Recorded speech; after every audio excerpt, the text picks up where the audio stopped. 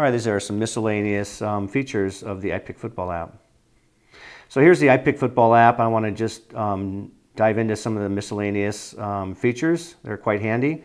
So we'll go back to our week 2, which we've got a selection of picks. Once you've made your picks, you don't want to accidentally change them. So the feature here I want to show you is the ability to lock that week. And by selecting the little info button, pressing the lock, now this week has been locked. What happens then is some of the editable types of actions have now been removed from the pick actions. And if you actually go to your view and you attempt to make a change, you'll actually see this, this image locked being displayed. Also in the results area, if you choose to change your pick or the results, they're locked as well. And some other little miscellaneous features here. I'm going to go over to the pickers. So I've added, you'll see some numerous pickers have been added. So the way that's done is by pressing the plus sign here.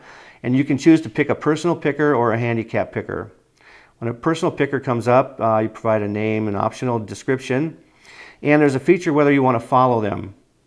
So if you turn the follow off, they will disappear from being seen in any of the views, but their data still exists. And the other types of attributes associated with the picker is whether it's a seasonal or whether it's a weekly.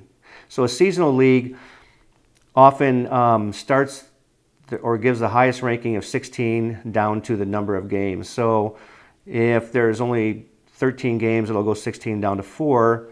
But if there's 16 games, it'll go 16 down to 1.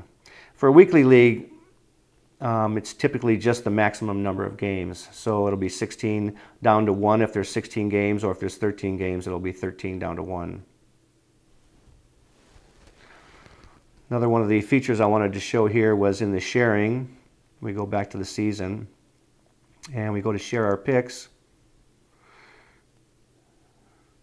So we showed the bump, we showed sharing the image of the picks. For working with big pools that keep track of all the pickers, there's a way to share the text called in a JSON format, which is a JavaScript object notation. And it basically, it's hard to see here, creates a structured format which then can be easily parsed and then loaded into a spreadsheet. So this can be either sent as an email message or it can be copied into your clipboard so that you can paste it into whatever you want to paste it into.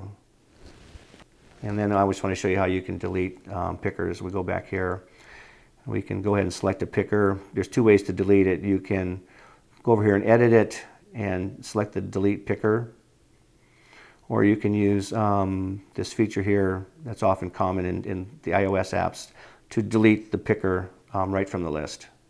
So that's a conclusion of our of the features of the new football app called iPick Football.